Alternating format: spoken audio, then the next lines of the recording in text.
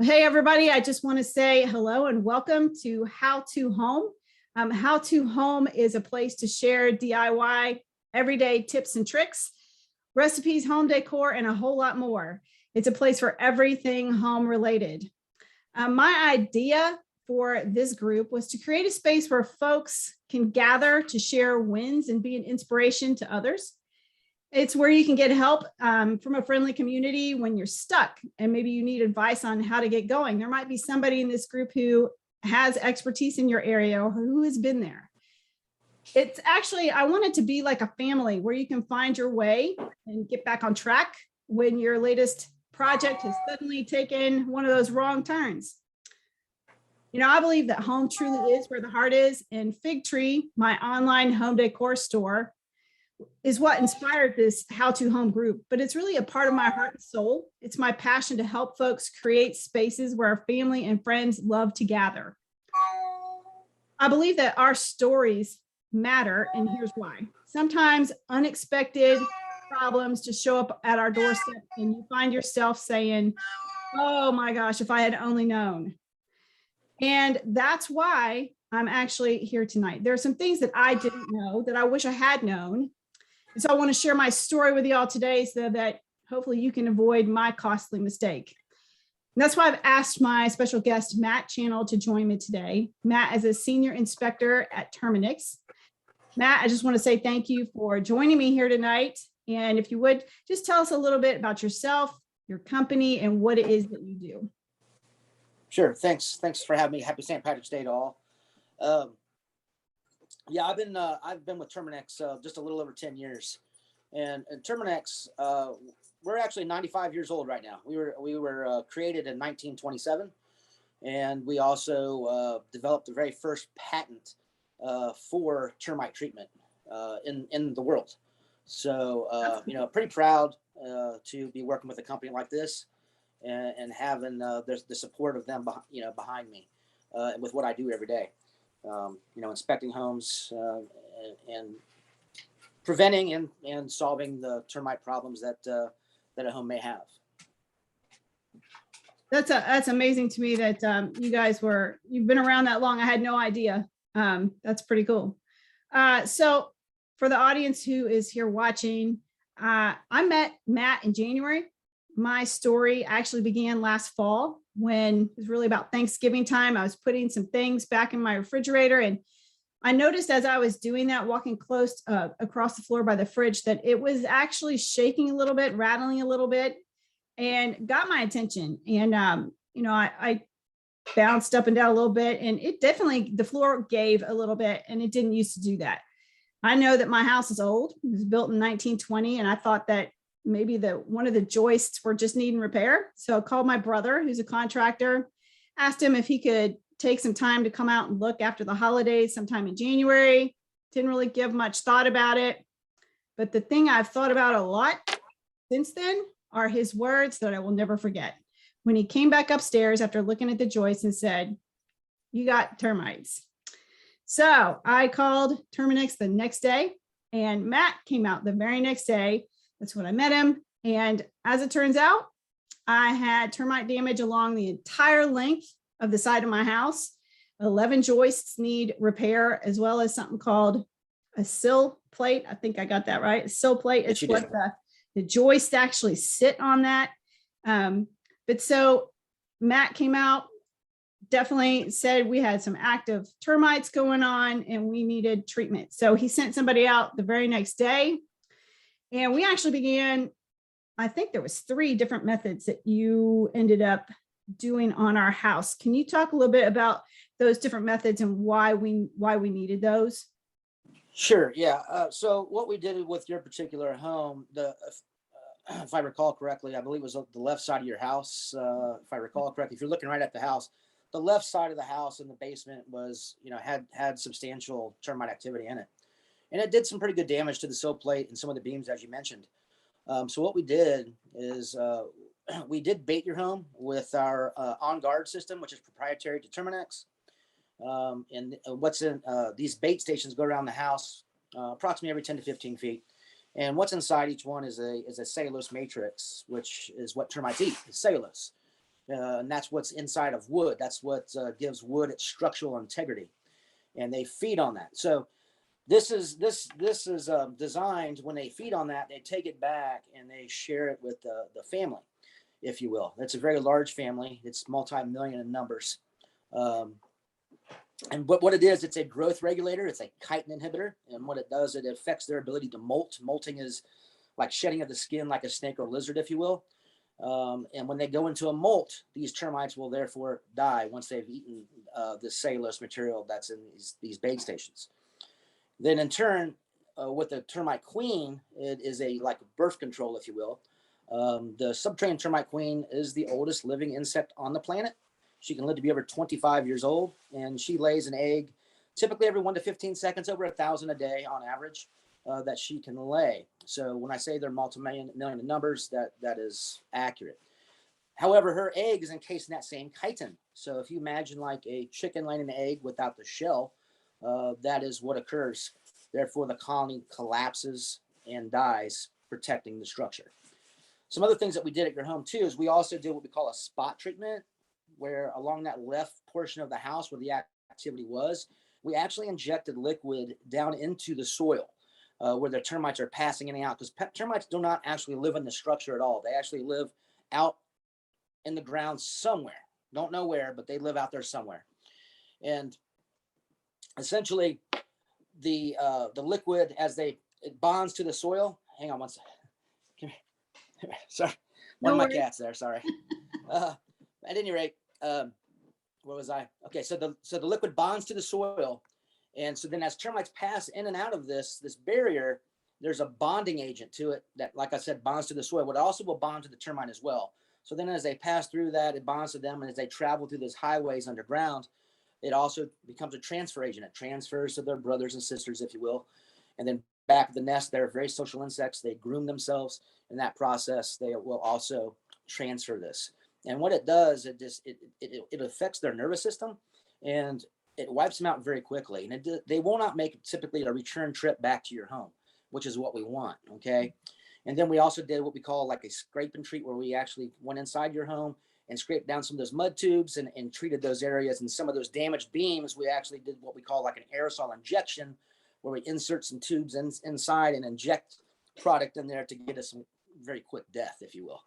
And that's what we did to your home. And then, the bait is going to end up overall destroying the entire colony was feeding on your home anyways. Yeah. So pretty much we got the full works.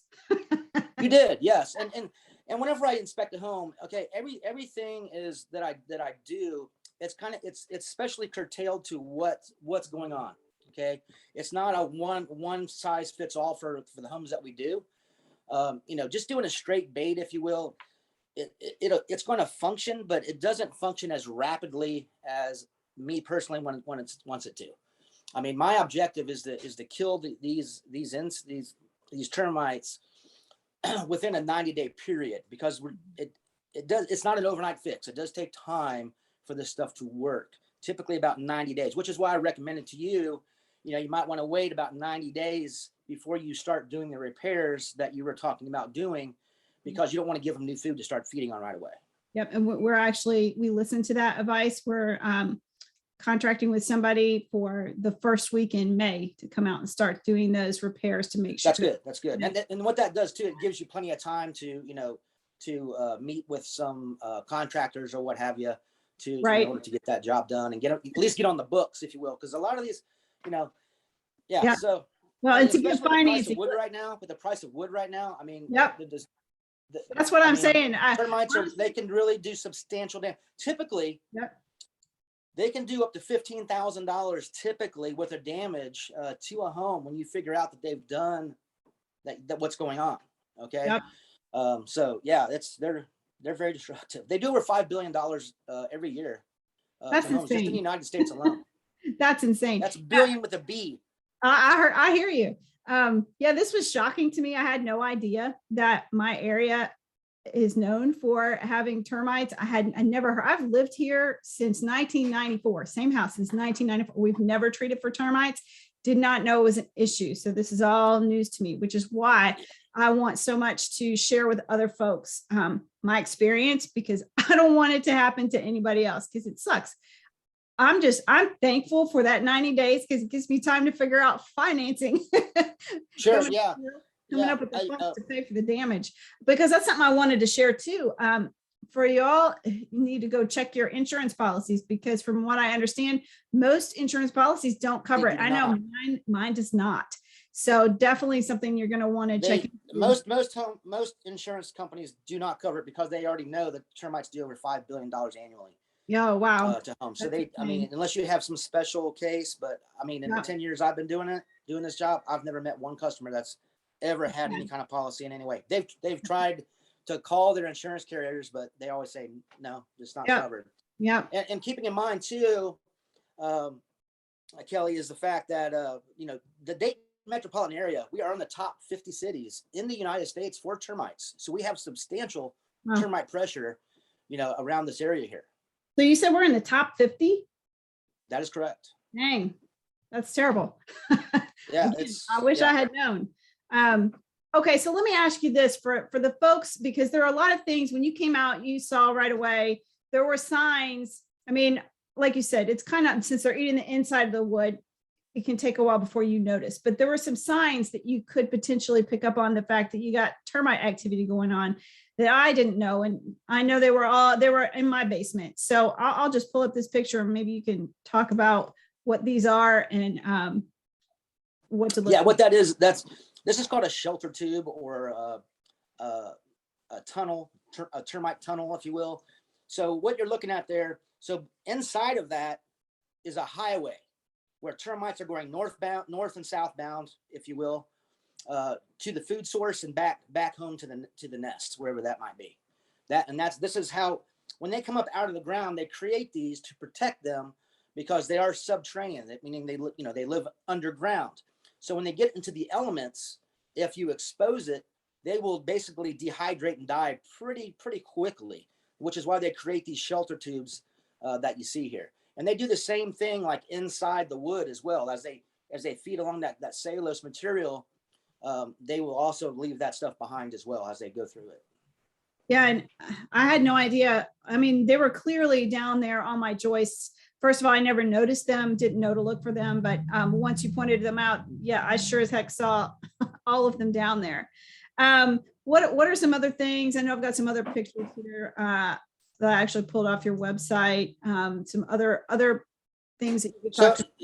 Yeah, so this here is a staircase, and on both sides there, you can see where termites have fed on that, and I actually weakened it, and it looks like somebody was walking up and down the stairs there, essentially fell through, literally. Wow, that's frightening. So, I mean, that's why they're so destructive, because they literally work behind the scenes, literally. Yeah. And in your case, you had an unfinished basement, right? And in every case, that's not always true. There's a lot of homes that have fully finished basements, so you can't see the sill plates and the beams and the box plates and things of that in the subfloor, right? Things like that. So, a lot of things can happen, especially when everything's hidden from view. Yeah. Well, for me, my only clue was that, like I said, when I was going to put things in my refrigerator, I noticed that it was a little shakier. It was rattling, and I knew that was unusual. And then that, it felt a little bouncier. It was just the floor was giving, and that was my first clue. But clearly, there was a lot of damage that had already taken place before I ever even noticed that. So yeah, they're sneaky little suckers. All right, tell me what this is. Okay, well. So what this is here, this is drywood termites. This is actually, so drywood termites is, which we don't deal with here in Ohio. Okay. Drywood termites are typically southern and like West Coast, okay, where it's warm year round. It gives them it's conducive for them to actually live and thrive. And what this is, these are like fecal pellets that they will do. They actually live in the attics, and treatment for those is totally different. Typically tenting, you tint a house, and then you fumigate it in some fashion to basically kill them. Okay. So it's totally different. These guys actually live in the house. Okay, live in your attic space typically. All right. Is where they're typically located at, and they will just literally destroy the house. but we don't deal with these guys here. All right. So yeah. So for my viewers who are here in Ohio, you don't have to worry about this. For some of the viewers who might be in the South, or you said the West Coast, South and West Coast. Yeah, the southern states and like California. Okay. Yeah, California, they have they have that. They have both kinds. Okay. Florida, the southern state, they have both species. All right. But here they're subterranean. That is correct. Got it. All right. How about this clue? Okay, so what this is here, this is the reproductives. Okay, they're called swarmers. So what happens is, like right now, we've had some pretty warm days, as you know, Kelly. You know, it's been in the 70s, right? Right. So as we get into spring, the insects around here, they want to reproduce. Okay. So what the termite colony, the queen, does is she produces these reproductives typically in October, November, in that time frame, and they start to mature. Okay. And as they mature and the spring gets here, they launch by the thousands, in some cases tens of thousands. Okay. And their sole purpose, which is why they're winged, is to fly away from the source colony to start a brand new colony. Then what they'll do is, if you look in here in the picture, you see some of the wings, they're just wings. The wings are designed to fall off. Okay. They're not real good flyers. They just kind of flutter around. They're not real good like a fly or a flying ant or something like that. They just kind of flutter. But once they drop their wings, they mate, they burrow down the soil. There's a male and a female, and they mate and they become a king and a queen, starting a brand new colony. That's exactly what this is here. All right. And right now we're fast approaching swarm season, which is, you know, our largest time of the year, because the phones ring off the hook. People are in their homes, and these things are flying around their house, and they're just like totally freaking out. So, and that's what this is here. Typically it happens outside, but sometimes, you know, it'll happen inside of our homes. All right. I did not have this. I just had the mud. No, you did not. Well, I didn't notice it. None in my house. Let's put it that way. All right. And then what's this? This is more, this is shelter tubes. This looks like here, it's behind drywall or not drywall, but some paneling. And they will feed on, because, you know, paneling is cellulose, you know, paper, cardboard is also cellulose. Okay. You know, it's just processed wood, you know. Right. And they will feed on that very easily. And that's what this is here. This is what things can kind of look like behind your wall, if you will. Yikes. So how would you know that was back there? How would you know? Okay, so when doing inspections, like for example, drywall. So drywall, you have paper on both sides, and then gypsum is in the middle. Right. Okay. So the paper is obviously cellulose. So they'll feed on that, and what they'll leave there is the paint. You know, it's called blistering, and it looks like a kind of like a blister on the actual wall, and which is an indication of activity in the wall. And sometimes you'll see it kind of like fan out, kind of, you know, like a root system, if you will. Okay. On the wall itself. That's interesting. So these things, they're just sneaky little suckers. I don't know what else to say about them. I'd heard about termites. Like I said, I never knew they were an issue. So let me ask you a couple other questions. So I know we talked about the treatments that I had done at my house, but what can you do to prevent them? Okay, typically I do a lot of preventive work because what I do is I educate. I mean, that's the most important thing that we can do is educate others. Okay, so for example, you know, up here in Ohio, in the Mid Ohio Valley, if you will, you know, we've had the ash borers just destroyed the ash tree population. Right. Okay, so in the past decade, you know, lots of homeowners have cut down these trees. You know, whether they're close to the house or, you know, 30 feet away from the house. But when you do that, you have this elaborate root system under the soil, okay? And the termites will feed on those dead roots, and typically they're like little fingers around the foundation of our homes, and that's how they get in. So part of what I do is I will educate people, because I see it all the time where people have cut down trees, and when I educate them about that, explaining the seriousness of it, you know, what we do is a preventive bait, where we use the arm guard system as we did with your house, and just do that only around their home. So that way any foraging termites will feed on that versus their house. Okay. All right. And then cool. The exact same thing as I described earlier occurs. See, these guys can forage a football field under the soil. One colony. That's Every 4 inch. unbelievable. Yeah. It's large, very big distance.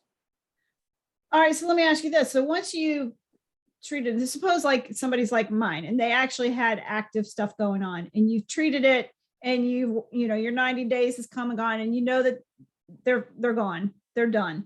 Do you have to worry about them coming back? Okay, so that's a great question. So what termites do, being that their only form of communication, if you will, is through pheromones. And what they do is they mark the food source, okay, the wood, with that pheromone, so they know where it is. Okay. So then what happens is if you don't remove all that wood, which 99% of people do not do, okay, what it can do then is that the pheromone residual does not go away. So it can set you up for future reinfestations to occur. Okay. So whenever foraging termites are back around again, they can pick up on that pheromone and come back in and reinfest the structure, which I've seen many times. Okay. Because, like, let's say, Kelly, let's say you go to sell your house, okay? And right. Joe buys your house and doesn't maintain that protection on the home. So it cancels and he's unprotected. Well, a year later, he has a reinfestation and that it happens. That's an interesting thing, because I know just off the top of my head, 2 people who have moved into their homes within the last 3 years, who I know had the baits around their house, but they didn't keep them up. So those people that I know, they need to they need to make sure that those are.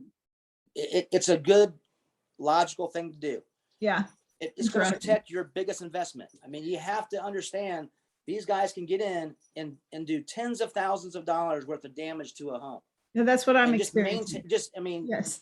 You pay for fire insurance on your house, right? And you're like 40 times more likely to get termites and never have a fire in your house. Yeah, it's just been crazy to me. It's been a nightmare, honestly. I had no idea.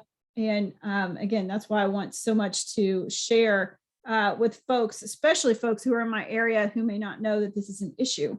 All right, so let me ask you one last question, because I'm a big DIYer on a lot of things, but would you say DIY is a good way to treat this particular thing? No, it's never a good idea to self-treat when it comes to termites, because you're dealing with millions. In all seriousness, and I don't gamble with termites in your home. At the end of the day, I mean, they sell. You could go to say Home Depot, Lowe's, or I think Walmart even sell this stuff too. It's like Spectricide, okay? And basically, there's little stations that you can put around your house, okay? But what it typically do, they have this little popper or something like that in there, and it doesn't like kill the colony or anything like that. I mean, it might kill a termite that actually feeds on just that one termite, if you will. But it's even states on the bottom, and because I've met people that's thought that this is going to take care of it. And I'm like, can you bring me the box? And they bring me the box, and I flip it around and I show it to them in fine print on the bottom. Of course, you need a magnifying glass to read it. Right. It says, call a professional. So, right. Yes. So yeah, it's really not a good idea to really do that. Yeah, I get that. The longer I have been a DIYer, and I DIY a lot of stuff, I'm learning with age comes some wisdom, because after you've done some things, you find out sometimes you thought you were going to save a buck or two by doing it yourself, and then you find out it bites you in the butt later. Sure. Because it wasn't effective, or you didn't do it right, or whatever. So yeah, after what I'm experiencing, I would definitely say to anyone out there who thinks you're going to save a buck or two, don't just get the treatment. Yeah. And one other thing there too, Kelly, is also, we also, as long as the home qualifies, I mean, if the home is totally, eaten alive, I can't offer like a damage guarantee. It's a service plan only. I think that we gave you a damage guarantee because you had just the left side. Right. So I'm pretty sure I did that damage warranty with you. I'm pretty sure that was the case. I think so too. Yeah. But we also, we back up what we do with that damage warranty. Okay. So if you have any, now that you've done what's been done, if you have any future damage in the future, sorry, I've got lots of animals, so they always demand my attention. But anyways, we back up what we do with that damage guarantee. So if anything ever happened in the future, because things, I'm sure you all heard of Murphy's Law. If things can go wrong, they do. Well, they can go wrong in this business as well. Right. And you have with that damage warranty, we're gonna foot the bill to repair your house. It happens. That's comforting to know, because I just know, like I said, in my experience, it's been a nightmare to find out. I had these. It's been a nightmare to find out that they were eating away at my house, and I had no idea. And it is costly to get the repairs. So definitely that guarantee is awesome. And I get that if there's too much damage, you're not going to give that guarantee. But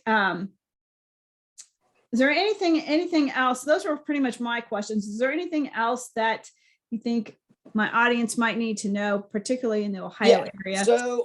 So like around your house, you need to watch about how much mulch that you use around your home.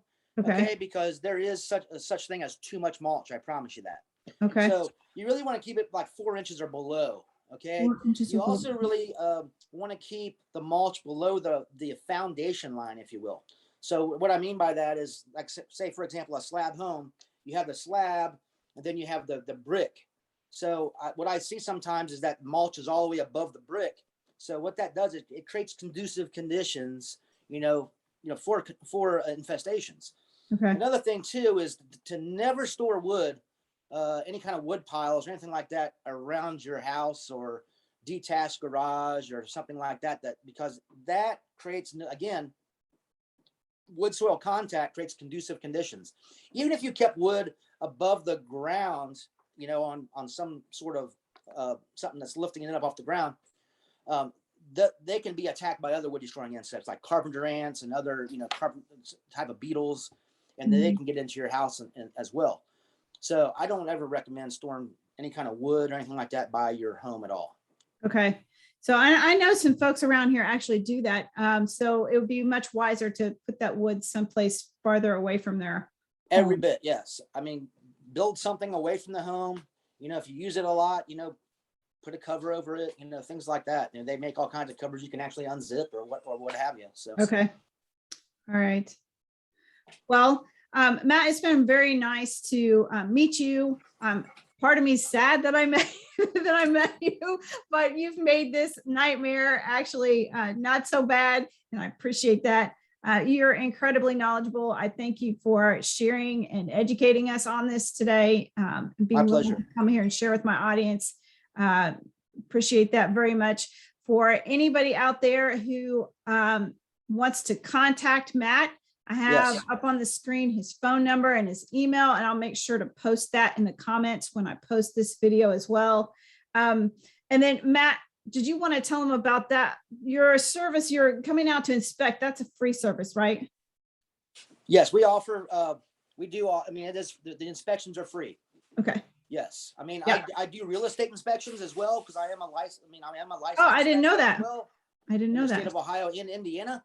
Okay. So I also do real estate inspections as well for wood destroying insects and things like that for people with VA loans and FHA. Got it. And that would not be free. That part would not be free. That would be for something you have to pay for, because you have to show proof of purchase of that service. That makes sense. Before they would give you a loan, if you will, or a refinance to the house. That makes sense. So, but other than that, yes, we do free inspections. Doesn't cost you a cent.